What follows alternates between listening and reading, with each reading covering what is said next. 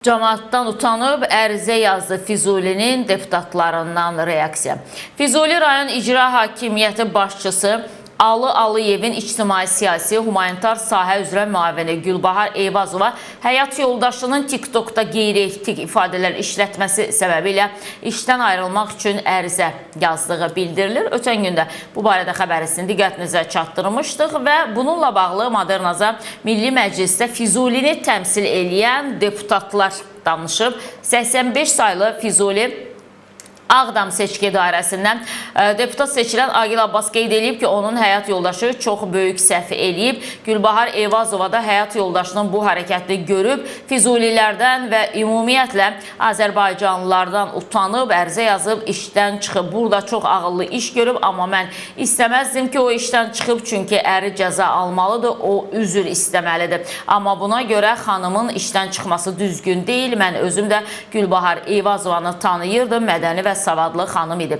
84 sayılı Füzuli seçki dairəsinin deputatı Vüqar Bayramov isə həmin videoya baxmadığını bildirərək bütün hallarda kim olduğundan, harda işlədiyindən asılı olmayaraq insanların dini inanclarını təhqir edən, insanlara alçaldan şəxslər qanun qarşısında cavab verməlidir. Bildirib vəzifəsindən, cəmiyyətdəki yerindən asılı olmayaraq hər bir kəsə aiddir. Bu, belə bir hal baş veribsə, hüquqi mühafizə orqanları tərəfindən məsələ araşdırılacaq və hüquqi qiymət veriləcək deyə 85 sayılı Füzuli Ağcabədi seçki dairəsindən, daha doğrusu 84 sayılı Füzuli seçki dairəsindən seçilən deputat Vüqar Bayramov qeyd edib. Məsələ burasındadır ki, yəni bəlkə də bununla bağlı xəbəri olmayanlar var. Həmin bu şəxs hansı ki o qeyri-etik davranışları ilə gəlmişdi gündəmə, nalayiq sözləri ilə, ifadələri ilə gəlmişdi gündəmə. Təbii ki, o içkili başda ağıl olmaz məsələsində spirtli içkinin təsiri altındadır. Adam yəni ağıllı başlı bir adamdırsa, heç bir ona qəbul etdiyi maddənin təsiri yoxdursa, o zaman özünü belə aparmayacaq bir mənalı şəkildə. Qeyd edeyim ki, üzr videosu da çəkdi həmin bu gördüyünüz şəxs.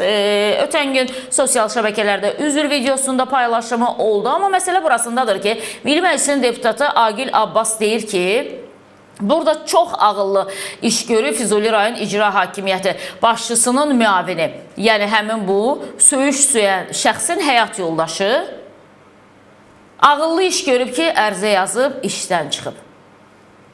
Onu belə çıxır ki, Agil Abbasın doğması, oğlu deyək ki, bir sosial şəbəkədə açır, belə bir söyüşlər söyür, belə bir nalayiq ifadələr işlədir və yaxud da ki, bacısının oğlu tutaq ki, belə bir şey işlədir. O zaman yəni öz xoşu ilə belə başa düşürəm ki, bu deputat mandatını təhvil verəcək. Hər halda yəni ağıllı iş görəcək də sonuçda adam. Yəni mən belə başa düşürəm ki, bizim ailə üzvlərimizin etdiyi səhvə görə biz cəzalandırmalıyıq. Mən heç tanımıram bu Füzuli icra başçısının müavinini, bu xanımını, amma çox maraqlıdır ki, yəni söyüş söyən qaldı qıraqda az qala xanımı linç elədilər. Füzuli rayon icra başçısının müavini filankəsova, düzdür mən bilmirəm, indi onun o fəaliyyəti nə qədərdir, indi hər halda bizi belə deyək də izləyən Füzulidən olanlar var, yəqin ki onlar yaza da bilərlər sosial şəbəkə üzərində. Yaza bilərlər ki o Füzulinin icra başçısının müavini, həmin adı keçən xanım, Gülbahar xanım necə bir müavindir ümumiyyətlə? Bəlkə onun özü də qəddar bir müavindir, insanların halına acımayan, qapısını insanlar üçün bağlayan filan. Yəni ola bilər də hər halda fikirlərini yazsınlar, amma bütün hallarda kimsə qeyri-etik davranış sərgiləyirsə, fərqi yoxdur o kimin həyat yoldaşıdır, nə edirsə. Buna görə yəni həyat yoldaşının cəzalanması, yəni utandığından ərizə yazması, bir də bizim deputatımız Agil Abbas deyir ki, düz eləyir.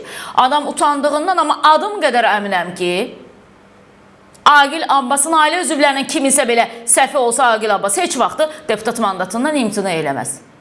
Heç vaxt eləməz imtina.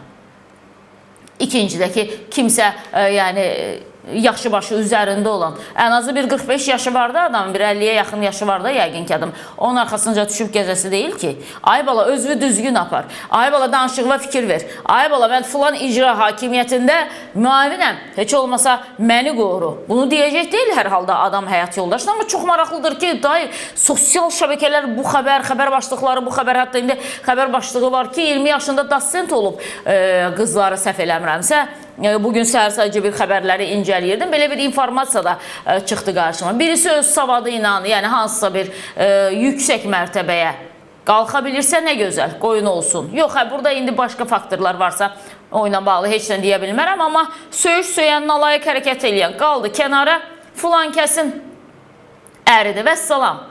Başladılar Gülbahar xanım. O qədər dediniz ki, yazıq da utandığından, necə deyərlər, orada ərizə yazdı, çıxdı. O ki, qaldı içib dinlə bağlı olan məsələsinə, valla, içkili başda ağıl olmur da bir mənalı şəkildə.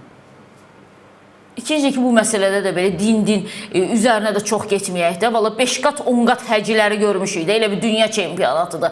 Gedir, gəlir, amma burada elə yenə öz işindədir. Götürək şəkli zəhmət olmasa. Deməli, həc ziyarəti başlayır, gedirlər.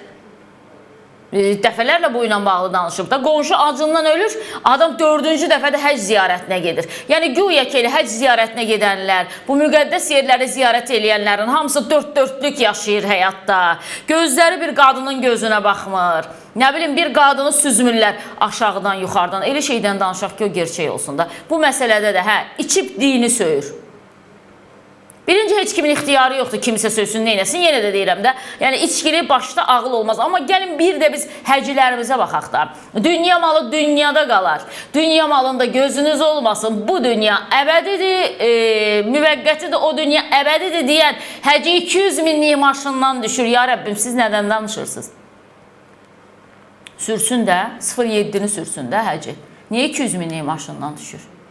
Qapısını kimsə açır, qapısını kimsə bağlayır. Nə bilim, yanlarında 5-6 dənə can güdən bilmirəm ki, valla bu həcilər də kimdilərsə, mən yəni bilmirəm bunu. Yəni, mən mütəmadi danışıram da. İkinci də ki, bugün bir həci, yenə də qayıdacam həmin məsələnin üzərinə.